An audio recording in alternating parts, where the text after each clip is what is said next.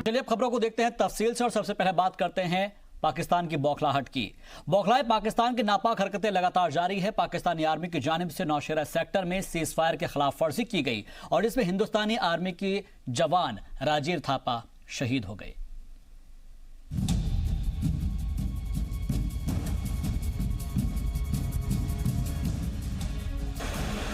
पाकिस्तान की जानिब से कल रात से ही रुक रुक कर सीज फायर की खिलाफ वर्जी की जा रही है। पुंछ के सरहदी इलाकों रावलकोट, नौशेरा जैसे इलाकों में आर्मी की चौकियों के साथ साथ रिहायशी इलाकों को निशाना बनाकर धुआंधार गोलीबारी की जा रही है। हिंदुस्तानी जवान पाकिस्तानी आर्मी की नापाक हरकतों का मुंह तोड़ जवाब दे रहे हैं। गोलीबारी के दौरान हिंदुस्तानी आर्मी का एक जवान शहीद हो गया। शहीद जवान राजीव थापा दार्जिलिंग के रहने वाले थे। पाकिस्तान जो है कि एक हमारी इंडियन आर्मी मुंह तोड़ जवाब दे रही है, लेकिन फिर भी उसके बावजूद भी पाकिस्तान आए दिन हमारे गांव के बच्चे स्कूल नहीं जा सकते, हमारे लोग घरों में कोई काम नहीं कर सकते।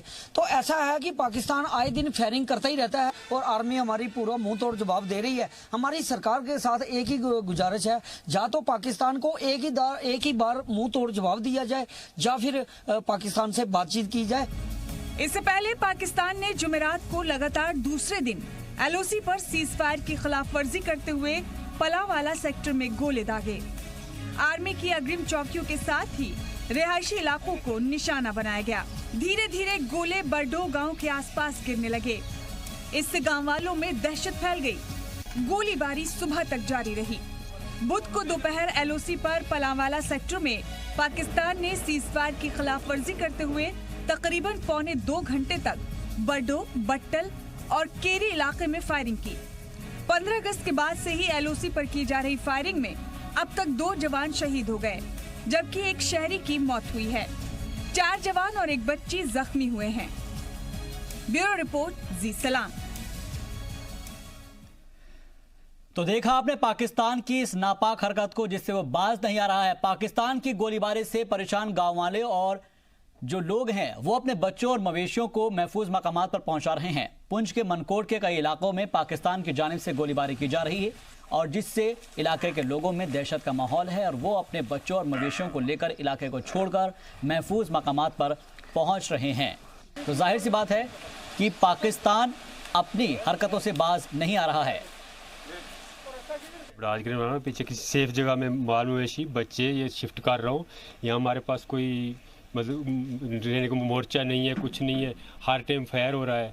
तो कोई माल मवेशी के पीछे हम जान दे सकते हैं, इसलिए हम कहीं अच्छी जगह शिफ्ट हो रहे हैं जहाँ की सुकून का सांस ले। हमारे लिए ना रात को सुकून का सांस है ना दिन को है। हम तो ये जी रहे हैं लेकिन हमें समझो मरे हैं, वैसे जी रहे हैं। किसी टाइम हमारे सांस जो है ना सुकून से एक सांस भी नहीं ले सकते। ये बॉर्डर पर रह रहे हैं, हमारे लिए कुछ नहीं है, कोई मोर्चा नहीं है, कुछ नहीं है। अब इस फायर की वजह से हम पूरे शिफ्ट हो रहे हैं यहाँ से। मंडी में शिफ्ट कर रहा हूँ, पशु बाल बच्चा, और यहाँ मैं दबड़ाज का रहने वाला हूँ। कम से कम 4 साल हो गए हैं गोलाबारी की जद में रहते हुए। बिना मतलब सेफ्टी नहीं है, मोर्चे नहीं है, कोई वेलफेयर नहीं है। यहाँ कितने लोगों की जान गई, कोई हमारे पास कोई जगह कोई अवेलेबल नहीं थी। तो देखा आपने पाकिस्तान किस तरीके से बौखलाया हुआ है और जब उसकी कहीं पर नहीं चल रही है तो वो मासूम लोगों को निशाना बना रहा है। इस खबर पर मजीद बातचीत के लिए जी मीडिया नुमाइंदे राजू केरनी हमारे साथ जुड़ गए हैं। राजू, पाकिस्तान की बौखलाहट साफ नजर आ रही है क्योंकि अब जब उसकी कहीं पर नहीं चल पा रही है तो वो सीज फायर के खिलाफ वर्जी कर रहा है। वो जो शहरी हैं आम उनको निशाना बना रहा है और जिस तरह की खबर मिल रही है कि उसमें बताया गया है कि हमारी हिंदुस्तानी आर्मी का एक जवान भी शहीद हो गया है। आपसे जानना चाहेंगे फिलहाल वहां पर माहौल कैसा है? जी बिल्कुल, पाकिस्तान इस समय जो है बौखलाया हुआ है। पाकिस्तान इस समय इस कदर बौखलाया हुआ है जिस तरीके से 370 को लेके वो दुनिया भर में घूमा, 370 हटाए जाने को लेके जम्मू कश्मीर से, और उसके बाद जो है अब जो उसके ऊपर जो सैंक्शंस हैं जो उसको जो है ब्लैकलिस्ट कर दिया गया FATF की तरफ से, वर्ल्ड बैंक की तरफ से। तो पाकिस्तान इस समय अपनी सारी बौखलाहट जो है लाइन ऑफ कंट्रोल पे जो गाँव वाले हैं, जो शहरी हैं, उनके ऊपर निकाल रहा है। अगर हम बात करते हैं जी ईद के दिन से लेके अभी तक पाकिस्तान ने कोई दिन ऐसा होगा जिस दिन पाकिस्तान की तरफ से गोलाबारी नहीं की गई हो राजौरी और पुंछ सेक्टर में। इन इलाकों में जगह बदल बदल के, मोर्चे बदल बदल के पाकिस्तान गोलाबारी जो है वो कर रहा है। कल रात को पाकिस्तान ने केरी बटल इलाके में गोलाबारी की, पलावाला का जो केरी बटल था। आज सुबह जो है वो उसने जो है नौशहरा सेक्टर में जो राजौरी का है वहाँ पे जो है कलसियाँ इलाका में गोलाबारी की, जिसमें जो है हमारा एक सैनिक शहीद हो गया। एक हफ्ते की बात करें तो हमारे 3 सैनिक जो हैं राजौरी पुंछ के इलाके में जो है वो शहीद हो चुके हैं। 4 सैनिक जख्मी हुए हैं, 2 शहरी हमारे जख्मी हुए हैं, जिसमें एक 10 साल की बच्ची है, एक 20 साल का नौजवान है। तो पाकिस्तान जो है बौखलाहट में सैनिक चौकियों के साथ साथ शहरी ठिकाने हैं, चाहे वो स्कूल हैं, चाहे वो हॉस्पिटल हैं, चाहे वो बस अड्डे हैं, इन सभी जगहों को पाकिस्तान इस समय निशाना बना रहा है। हालांकि हर बार पाकिस्तान को मुंह की खानी पड़ती है, भारतीय सेना मुंहतोड़ जवाब देती है। जी बिल्कुल, मुंहतोड़ जवाब जरूर दिया जा रहा है और लगातार हमारी ये कोशिश होती है कि किस तरीके से पाकिस्तान को सबक सिखाया जाए, क्योंकि सब जगह से जब दुत्कार दिया गया पाकिस्तान को तो अब वो इस नीच हरकत पर उतर आया है। लेकिन इन सब के बीच राजू एक चीज आपसे समझना चाहेंगे कि जो लोग इस वक्त मकामी लोग हैं वो परेशान जरूर हो रहे हैं, उनको एक जगह से दूसरी जगह पर जाना पड़ रहा है क्योंकि वो अपने बच्चों की हिफाजत के लिए एक जगह से दूसरी जगह पर पलायन कर रहे हैं। फिलहाल क्या कुछ वहां पर नजर आ रहा है कि कितनी तादाद में लोग एक जगह से दूसरी जगह पर शिफ्ट हो रहे हैं और क्या उनके लिए हुकूमत की जानिब से कोई पहल की जा रही है? देखिए, हुकूमत ने जो है एक पिछले साल से एक प्रोजेक्ट जो है, जो सेंट्रल गवर्नमेंट का स्पॉन्सर प्रोजेक्ट था बंकर्स बनाने का, जिसमें कम्युनिटी बंकर्स भी थे, इंडिविजुअल जो है बंकर्स थे, वो जो है प्रोजेक्ट हुकूमत ने शुरू किया हुआ उस इलाके में। कई जगहों पे ये बंकर्स बन चुके हैं और कई जगहों पे अंडर कंस्ट्रक्शन है और कई जगहों पे जो है अलाट कर चुके हैं, किए जा चुके हैं। चूँकि ये बंकर्स जो है लगभग 15,000 के करीब ये बंकर्स हैं, इसलिए इनके बनाने में टाइम लग रहा है। लोग जो है टेम्परेरी जो है शिफ्ट करते हैं अपने बच्चों को, लेकिन उस टेम्परेरी शिफ्ट करने में भी लोगों को काफ़ी जो है नुकसान, जानी माली नुकसान का भी सामना करना पड़ता है। कई जानवर इसी दौरान अगर कहीं से मोटार का शल आके गिर जाता है तो उसमें जो है जानवर जो है वो मारे जाते हैं, लोगों को भी इंजरीज आ जाती हैं। सबसे ज़्यादा जो दिक्कत है बच्चों की पढ़ाई की है। अभी 15 दिन जो के बाद स्कूल खुले हैं, फिर जो है ये जो सरहदी इलाके हैं उनमें जब गोलाबारी हो जाती है तो प्रशासन ने 5 किलोमीटर जो बेल्ट है उस इलाके के जो स्कूल जो पाकिस्तानी गोलाबारी की सीधी जद में आते हैं, उन स्कूलों को जो है प्रशासन ने बंद कर देते हैं। तो इन सारी चीज़ों से जो सरहद के नज़दीक रहने वाले लोग हैं पाकिस्तानी गोलाबारी से अक्सर जो है परेशान रहते हैं। अगर उनकी बात करें तो हम जब से पाकिस्तानी फायरिंग करता है तो सबसे पहले निशाना वही होते हैं, चाहे वो खेत में गया है, चाहे वो घर में बैठा है, कोई खाना खाने की तैयारी कर रहा होता है तो कोई खाना पकाने की तैयारी कर रहा होता है। तो सभी लोगों जो है पाकिस्तान की गोलाबारी से त्रस्त हैं। लेकिन पाकिस्तान जो है अपनी नापाक हरकतों से बाज नहीं आता। उसके लिए दिन त्योहार ईद का दिन उनके लिए कुछ ऐसा नहीं है कि आज पाक दिन है तो आज गोलीबारी ना किए जाए।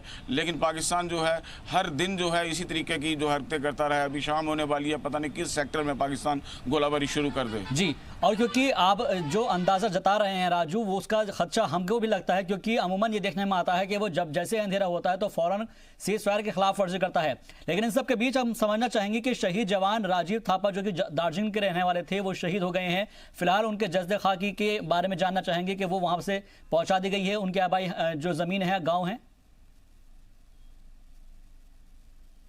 जी अभी नहीं, ये उनकी जो है ये कल फुल आर्मी में जो ऑनर होता है, जो मिलिट्री ऑनर होता है, उसके बाद जो है कल रीथ लिंक सेरेमनी होगी और उसके बाद जो है उनकी बॉडी जो है उनके गांव जो है पहुंचाई जाएगी। अभी सेना की तरफ से इस बारे में पूरी डिटेल्स नहीं आई है, लेकिन फिर भी संभावना यही है कि जहाज़ के ज़रिए जो है पहले अखनूर से वो जम्मू टेक्निकल एयरपोर्ट पहुँचेगी और उसके बाद जो है जहाज़ के ज़रिए जो है उसको जो है वहाँ पर पहुँचाया जाएगा, उनके घर पहुंचाया जाएगा। लेकिन जिस तरीके से संभावना जताई जा रही है कि कल उनकी बॉडी जो है उनके जो है पैतृक गांव जो है वहां पे पहुंचा दी जाएगी। जी, और इस सब के बीच एक चीज़ और अहम सवाल उठता है कि पाकिस्तान की जानिब से जो लगातार सीज़फायर के खिलाफ वर्जी की जा रही है उसको रोकने के लिए अब हुकूमत की जानिब से या फिर फौज की जानिब से और क्या कदम उठाए जा सकते हैं? क्योंकि ये देखिएगा कि अलग अलग जगहों पर नौशेरा की बात करें हम या फिर और जो सरहद से लगे हुए इलाके हैं वहाँ पर लगातार खिलाफ वर्जी की जा रही है। तो क्या ऐसे में जो स्कूल जाने वाले जो बच्चे हैं, जो तलबा है, उनकी परेशानी है जो को देखते हुए सरकार की तरफ से भी कुछ एक्शन लिया जा सकता है कि भाई इनके स्कूल को यहाँ से कहीं और शिफ्ट कर दिया जाए या फिर इनको थोड़े दिनों के लिए कहीं और शिफ्ट कर दिया जाए? देखिए, अगर फायरिंग ज़्यादा देर चलती है तो उसके बाद जो है प्रशासन इस किस्म के जो है इंतजाम करता है, लेकिन चूंकि ये फायरिंग जो होती है 2 या 3 घंटे चलती है या 4 घंटे चलती है, तो उसके बाद जो है फिर वो है नॉर्मलसी उस इलाके में हो जाती है, फिर वो जगह बदल देता है पाकिस्तान।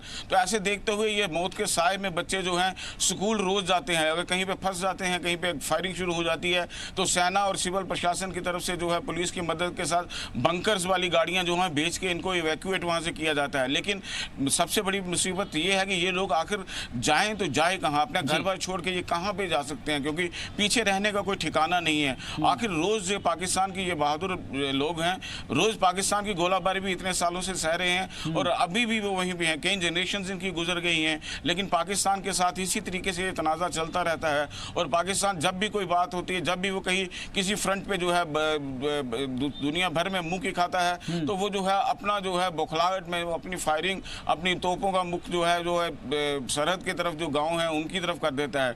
हालांकि भारत की तरफ से हमेशा सेना ने मुंहतोड़ जवाब दिया है। कल की फायरिंग में भी पाकिस्तान की काफ़ी नुकसान हुआ है, चौकियां काफ़ी उनकी ख़त्म हुई हैं, डिस्ट्रॉय हुई हैं, ध्वस्त की गई हैं। आज की फायरिंग में भी जो है भारत की तरफ से मुंहतोड़ जवाब दिया गया, कार्रवाई की गई है। लेकिन पाकिस्तान की ये एक जो है एक साजिश रहती है कि जब भी पाकिस्तान गोलाबारी करता है तो क्योंकि उसके पास जो इलाका है वो पीओके का इलाका है, पाक ऑक्युपाइड जम्मू कश्मीर का इलाका है, तो वो अपने सिविलियन में से फायरिंग करता है, सिविलियन ठिकानों में से उसने अपनी तोपें लगाई हुई हैं, जिसके के कारण सेना को दिक्कत आती है कि उन इलाकों को टारगेट करने के लिए, क्योंकि भारतीय सेना एक प्रोफेशनल आर्मी है और वो कभी भी सिविलियन को टारगेट नहीं करती, जबकि पाकिस्तानी सेना जो है हमेशा सिविलियन को टारगेट करती है। तो इसलिए दिक्कतें बीच में आ जाती हैं कि पाकिस्तानी जो है वो सिविलियन के पीछे से छुप कर बात करते हैं, अपने सिविलियन को आगे करते हैं, लेकिन सेना फिर भी उनको जो है काफी नुकसान पहुंचा रही है। जी। और राजीव, क्योंकि राजू एक चीज और समझने की बात है कि जिस तरीके से लगातार ये दरअंदाजी की जा रही है, और उसमें हमने खबरें ये भी देखी थी कि कुछ जगहों पर पाकिस्तान ने कुछ आईएसआई के लोगों को अपने ड्रेसेस दी अपनी फौज की, और इस तरीके की हरकत करने को अंजाम दिया जा रहा है। यानी कि खुलकर जो है पाकिस्तान सामने नहीं आता है और जो सिविलियंस है उनके पीछे से वार करता है, आईएसआई के सहारे वार करता है। एक चीज़ और हमें समझनी होगी कि जो हमारे मकामी बाशिंदे हैं उनको महफूज रखने के लिए आपने एक बंकर का जिक्र किया है। क्या इन इलाकों में बंकर्स बनाने के बारे में कोई जानकारी अभी तक मिल पाई है कि कितने बंकर बन चुके हैं या फिर बनने बाकी है या फिर बनने की उम्मीद जाहिर की जा रही है? देखिए, ये दो ज़िले जो हैं, ये 2 ज़िलों के जो लाइन ऑफ कंट्रोल के ये 2 ज़िले हैं, राजौरी और पुंछ के 2 ज़िले हैं।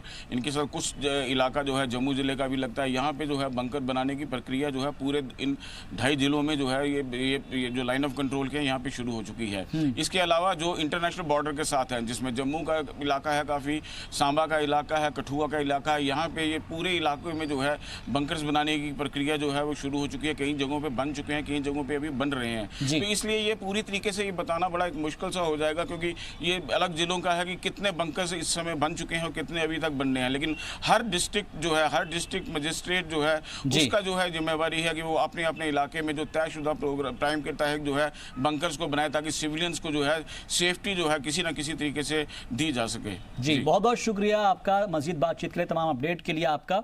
और कुल मिलाकर देखा जाए तो पाकिस्तान की ये वो बौखलाहट है जिसकी वजह से वो हर बार मुंह की खाता आया है और आने वाले वक्त में भी मुंह की ही खाता रहेगा।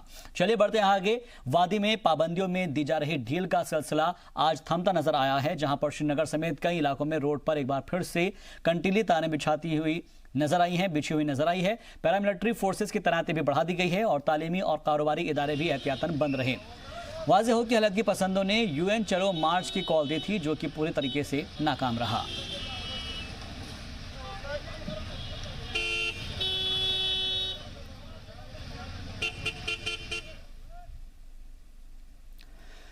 जी सलाम पर हम लगातार आपको आर्टिकल 370 की वजह से जम्मू में रह रहे गोरखा, वेस्ट पाकिस्तानी रिफ्यूजियों और वाल्मीकि समाज के लोगों को पेश आ रही दिक्कतों और उनके साथ हो रही ज्यादतियों को दिखाते रहे हैं। आर्टिकल 370 के हटने के बाद हमने सालों से ज्यादती के शिकार हो रहे इन तबकों की खुशी की भी आपको दिखाई थी, लेकिन आर्टिकल 370 हटने के बाद वाल्मीकि समाज के लोगों में खुशी की लहर है और वे कामयाबी की ऊंचाइयों तक पहुंचने के ख्वाब संजो रहे हैं। एक रिपोर्ट देखिए। ये राधिका है। राधिका बीएसएफ में दाखिल होकर मुल्क के लिए खिदमात देना चाहती थी, लेकिन उसका यह ख्वाब पूरा नहीं हो सका। आर्टिकल 370 की वजह से ही 20 साल की राधिका का बीएसएफ में शामिल होने का ख्वाब टूट गया। पीआरसी न होने की वजह से राधिका रिजेक्ट हो गई थी, लेकिन आज राधिका खुश है।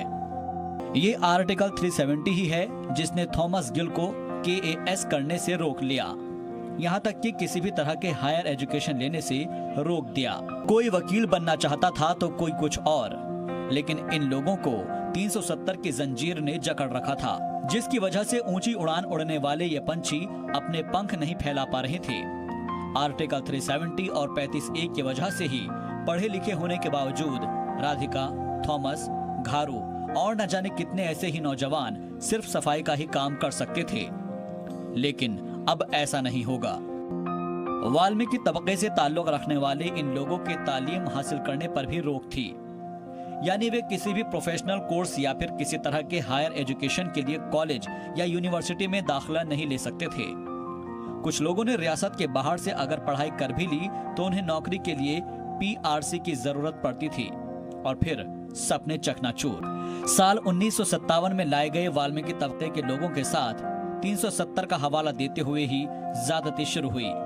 तबके के लोग मैला ढोने का काम करते हैं क्योंकि इन्हें किसी और जगह पर काम या नौकरी नहीं दी जाती। 6 दहाइयों से इन लोगों को रियासत की शहरियत तक नहीं मिली थी, जबकि उन्हें अच्छी जिंदगी का वादा देकर बुलाया गया था। हुकूमत चाहे किसी की भी हो, वादा किसी ने नहीं निभाया। अब इस तबके के लोगों को उम्मीद है कि उन्हें बराबर हुकूक मिलेंगे, रोजगार मिलेंगे और अच्छी जिंदगी मिलेगी।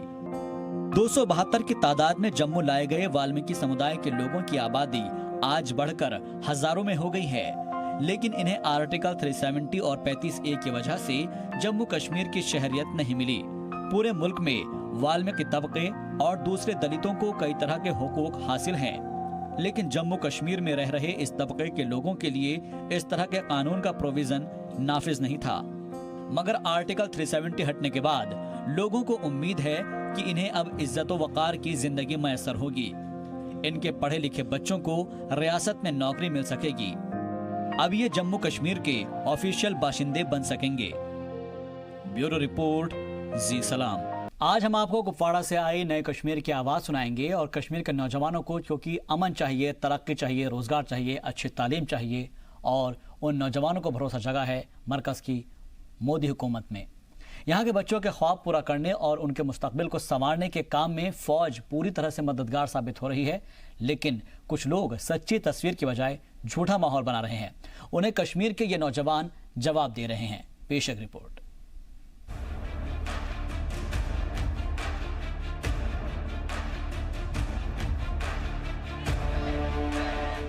कश्मीर में जय हिंद का नारा लगाते ये बच्चे और वादी से आ रही ये तस्वीरें बिल्कुल अलग और बेहद जोश भरने वाली हैं। 370 की दीवार गिरने के बाद जम्मू कश्मीर दुनिया के नक्शे पर चमकने को तैयार है और इस काम को पूरा करेंगे यहाँ के नौजवान।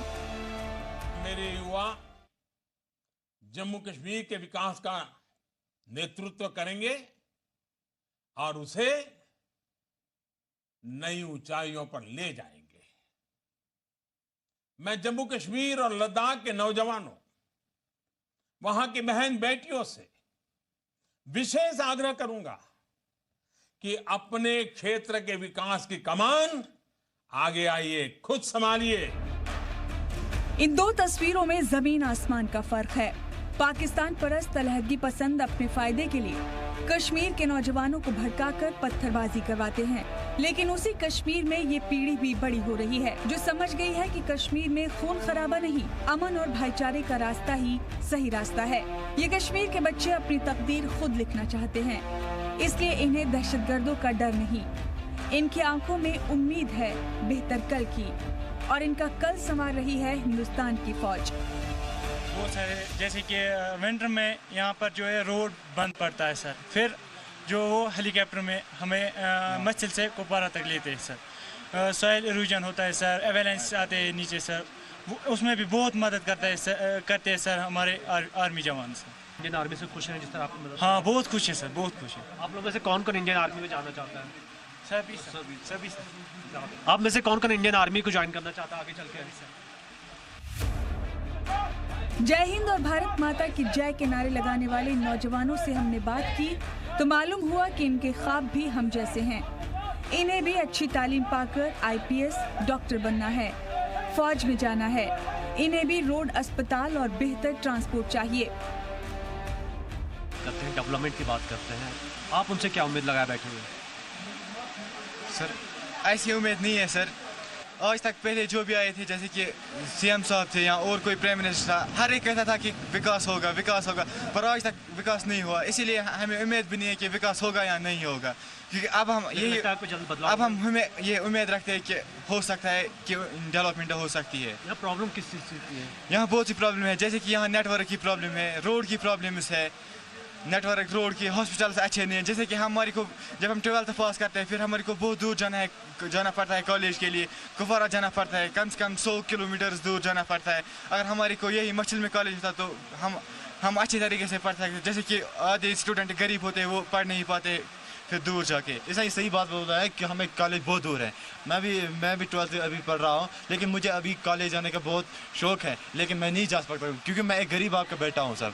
इसलिए मैं कॉलेज नहीं जा सकता हूँ, क्यों वहाँ हॉस्टल मिलता है लेकिन आधा लड़की को मिलता है। जब वहाँ हॉस्टल बुकिंग होती है तो हमारे को हॉस्टल नहीं मिलता है। इसलिए हम अपील करते हैं कि हमारे को भी कॉलेज चाहिए और ट्रांसपोर्ट भी होना चाहिए। कश्मीर में आर्मी के जवान सिर्फ दहशतगर्दों का खात्मा नहीं करते, वो कश्मीर के बच्चों के ख्वाबों को भी पूरा करने में लगे हैं।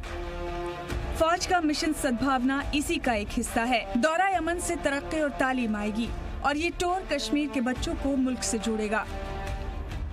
देखा जाए तो लाइन ऑफ कंट्रोल पे आर्मी की कई जिम्मेदारियां हैं। एक तरफ तो घुसपैठ रोकना है, एरिया को पीसफुल बनाए रखना है, लॉ एंड ऑर्डर की भी कई बार ड्यूटी की जाती है। वहीं इसके साथ ही साथ यहाँ के जो लोग हैं उनकी कैसे मदद की जाए, यहाँ के बच्चों की कैसे मदद की जाए, ये भी देखा जाता है। हमारे साथ इस वक्त इंडियन आर्मी के मेजर दीपक काव्या हैं, जिनसे हम बात करेंगे, क्योंकि इनके साथ ये जो बच्चे हैं ये टूर पे जाने वाले हैं, पूरी रिस्पॉन्सिबिलिटी इनकी है। तो हम इनसे बात करेंगे और समझने की कोशिश करेंगे कि इन बच्चों के लिए आगे चल करके ये जो हम कोर्स की बात करें या सद्भावना की बात करें, कितनी मदद करने वाला है। इतनी बड़ी जिम्मेदारी पेरेंट्स ने आपको दी हुई है, कैसे निभाने वाले हैं? बिल्कुल, ये एक बहुत ही बड़ी जिम्मेदारी है जो कि इन बच्चों के पेरेंट्स ने इंडियन आर्मी को दी है, और मैं बड़ा ही अपने आप को गौरवान्वित महसूस कर रहा हूँ कि मुझे इंडियन आर्मी ने रिस्पॉन्सिबिलिटी दी है। मैं पहले आपको इस टूर के बारे में बताऊँगा। ये टूर ऑपरेशन सद्भावना के तहत कंडक्ट किया जा रहा है, जिसमें हम इन बच्चों को, जो कि श्रीनगर से भी बाहर नहीं गए हैं, आप सोचिए, जो कि भारत का हिस्सा होते हुए भी और श्रीनगर से आगे की इन्होंने दुनिया नहीं देखी है, इनको हम राजस्थान लेके जाएंगे। ये पहली बार ट्रेन में बैठेंगे कि ट्रेन कैसे महसूस करते हैं उसको देखेंगे। फिर राजस्थान के कुछ जगह में जाएंगे। इस टूर का जो मेन उद्देश्य है वो ये है कि इन बच्चों को एक एक्सपोजर देना है, खासकर मच्छल वासियों को, जो कि बहुत ही कटे हुए और दूर दराज इलाके में रहते हैं। प्लस इंडिया में हर दूसरी जगह पर कैसे हिस्टोरिकल और कल्चरल डेवलपमेंट हो रहा है, कैसे इकोनॉमिक ग्रोथ हो रही है, कैसे एजुकेशन डेवलपमेंट हो रहा है, और किस तरह अलग अलग तरह के एवेन्यूज़ उनको उपलब्ध हैं जॉब में, डेवलपमेंट में, वो इनको भी मुहैया हो। इनको पता लगे कि ऐसी चीज़ें भारत के अन्य कोनों में हो रही है, ताकि ये सीख के आए और उनको यहाँ पे एम्प्लॉय करें। ये टूर तकरीबन 20 दिन का है, जिसमें हम हिस्टोरिकल एस्पेक्ट कवर करने के लिए जोधपुर के मेहरानगढ़ फोर्ट और उम्मेद भवन पैलेस को देखेंगे, और जयपुर में आमेर फोर्ट, जल महल, हवा महल, जंतर मंतर और सिटी पैलेस को देखेंगे। कश्मीर के नौजवानों को मेन स्ट्रीम से जोड़ने के लिए कुपवाड़ा के माछिल सेक्टर में रहने वाले स्कूली बच्चों को फौज ऑपरेशन सद्भावना के तहत राजस्थान घुमाने ले जा रही है। इनमें से ज्यादातर बच्चे इतने गरीब घरों से हैं कि अपने गांव से बाहर अब तक नहीं निकले। इनमें से कई बच्चे पहली बार ट्रेन पर बैठेंगे। फौज कश्मीर के स्कूली बच्चों को न सिर्फ डर के माहौल से आजाद कराना चाहती है, बल्कि उसका मकसद है कि बच्चे कुछ सीखें और उनका कल बेहतर हो। मिशन सद्भावना हिंदुस्तानी आर्मी के इंसानियत की दिल छू लेने वाली तस्वीर है। साथ ही उनके खिलाफ अफवाह फैलाने वाले गैंग को भी करारा जवाब है। आप IPS बनना चाहते हैं, क्यों आप इंडियन आर्मी ज्वाइन करना चाहते हैं? सर मैं इंडियन आर्मी सर ये लोगों की मदद करती है, इसलिए सर। आप IPS क्यों बनना चाहते हैं? क्योंकि ये मेरा शौक है सर। आपका शौक है? जी सर। आप क्या बनना चाहते हैं? NDA। आप NDA देना चाहते हैं? यस सर, ताकि मैं लोगों की मदद कर सकता हूँ। तो ये आप देख सकते हैं, ये बॉर्डर के लोग हैं जो इंडियन आर्मी को ज्वाइन करना चाहते हैं। उनको लगता है कि इंडियन आर्मी के बिना उनका यहाँ सर्वाइव करना बेहद मुश्किल है। मिशन सद्भावना की शुरुआत 1998 में इंडियन आर्मी की शुमाली कमान ने की थी। दहशतगर्द मुतासिर इलाके में आर्मी की कोशिश से जबरदस्त बदलाव आया। ऐसे में 370 के हटने से इस मिशन को और कामयाबी मिलेगी। कुपवाड़ा से आई नई कश्मीर की आवाज से दुश्मनों में खौफ है, क्योंकि वो आर्मी पर पत्थर नहीं, अब दुश्मनों पर गोलियां बरसाएंगे। कुपवाड़ा से जी मीडिया के लिए मनीष शुक्ला की रिपोर्ट।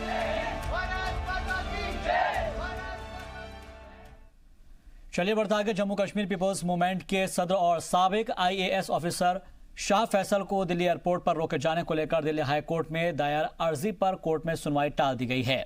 3 सितंबर को दिल्ली हाई कोर्ट शाह फैसल को रोके जाने के मामले पर सुनवाई करेगा और इस दौरान मरकजी हुकूमत ने अपने जवाब दाखिल करने के लिए अदालत से वक्त मांगा है। दरअसल पुलिस ने दिल्ली एयरपोर्ट पर शाह फैसल को हिरासत में ले लिया था। शाह फैसल जब बैरून मुल्क जा रहे थे तभी पुलिस ने उन्हें रोक लिया और हिरासत में ले लिया था, जिसके बाद हुकूमत की जानिब से लिए गए इस फैसले के खिलाफ कोर्ट में अर्जी दाखिल की गई थी, जिस पर समाअत होनी है।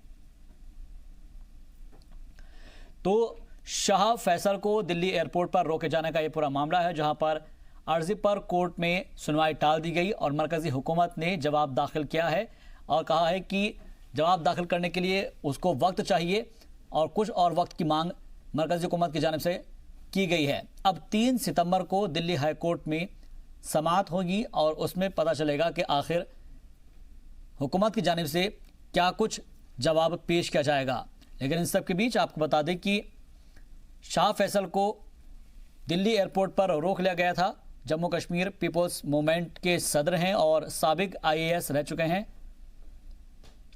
शाह फैसल, जिनको दिल्ली एयरपोर्ट पर रोके जाने को लेकर दिल्ली हाई कोर्ट में एक अर्जी दायर की गई थी, जिस पर फिलहाल सुनवाई को टाल दिया गया और अब जो अगली समाअत होगी वो अब से तकरीबन 10 दिन बाद यानी कि 3 सितंबर को दिल्ली हाई कोर्ट करेगा और पूछा जाएगा कि आखिर शाह फैसल को रोकने के पीछे क्या वजूहात है।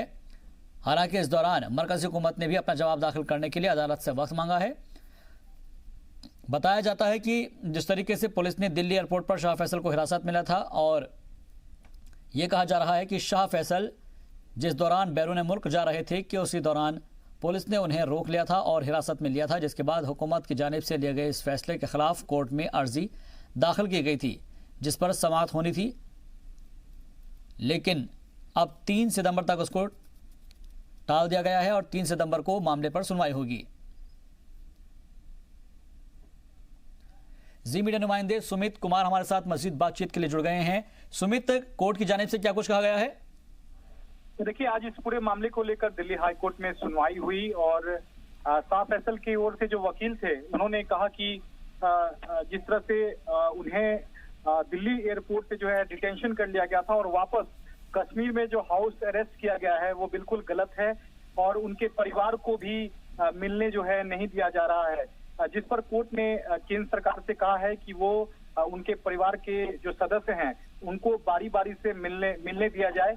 जिसके बाद केंद्र सरकार ने ये आश्वासन दिया है हाईकोर्ट को कि वो बारी बारी से सदस्यों को जो है वो उनसे मिलवा देंगे। इसके अलावा जो मुख्य मामला था जिसमें डिटेंशन को जो चैलेंज किया गया था वो उसकी सुनवाई जो है 3 सितंबर तक के लिए टल गई है, क्योंकि केंद्र सरकार का जवाब दिल्ली हाई कोर्ट में अब तक नहीं आ पाया है, क्योंकि आज इस मामले में जो तुषार मेहता है सॉलिसिटर जनरल, वो चिदम्बरम के मामले में सुप्रीम कोर्ट में व्यस्त थे, जिसके चलते वो हाई कोर्ट में पेश नहीं हो सके, जिसके चलते कोर्ट ने मामले की सुनवाई 3 सितंबर तक के लिए टाल दी है। तो 3 सितंबर को इस मामले में जिस तरह से जो उन्हें वहां दिल्ली एयरपोर्ट पे रोका गया था, डिटेंशन किया गया था, उसको बाकायदा जो चैलेंज किया गया है उस मसले पर सुनवाई होगी। लेकिन फौरी तौर पर जो राहत है शाह फैसल को यहाँ मिलती दिखाई दे रही है, क्योंकि जो उनके परिवार के सदस्यों से जो मुलाकात नहीं हो पा रही थी उस मुलाकात को सुनिश्चित करने का जो आश्वासन है वो केंद्र सरकार ने दिल्ली हाई कोर्ट को दिया है। अगली सुनवाई जो 3 सितंबर को होगी, जहां देखना बेहद अहम होगा कि केंद्र सरकार का दिल्ली हाईकोर्ट में क्या कुछ जवाब आता है। जी बहुत बहुत शुक्रिया मजीद बातचीत के लिए, तमाम अपडेट के लिए आपका। तो अब ये देखना अहम होगा कि 3 सितंबर को जब सुनवाई होगी तो उसमें मरकजी हुकूमत की जानिब से क्या कुछ फैक्ट्स रखे जाएंगे और उनको बताया जाएगा दलीलों के साथ में कि इस वजह से शाह फैसल को रोका गया था। और वहीं शाह फैसल का भी देखना होगा कि उनकी जानिब से जो अर्जी दाखिल की गई थी उसके बारे में क्या कोर्ट की जानिब से फैसला आता है। चलिए बढ़ता आगे। मुफ्ती मोहम्मद सईद की बेटी रूबिया सईद को किडनैपिंग और एयरफोर्स के ऑफिसर्स के कत्ल के मामले में टाडा कोर्ट ने JKLF चीफ यासीन मलिक को कोर्ट में पेश करने का ऑर्डर दिया है। कोर्ट ने तिहाड़ जेल के इंचार्ज को हिदायत दी है कि 11 सितंबर को अगली सुनवाई पर उसे कोर्ट में पेश किया जाए। कोर्ट के प्रिसाइडिंग ऑफिसर की जानिब से जारी किए गए ताज़ा पेशी वारंट में कहा गया है कि 17 अगस्त को भी वारंट जारी किया गया था जो तिहाड़ जेल के डाक महकमे को सौंप दिया गया था। वक्त कम होने की वजह से मुलजिम की पेशी नहीं हो पाई थी, इसलिए CBI के वकील को ताज़ा पेशी वारंट तामील करने की हिदायत दी गई है और यह भी कहा गया है कि वारंट जेल सुपरिटेंडेंट को दिया जाए।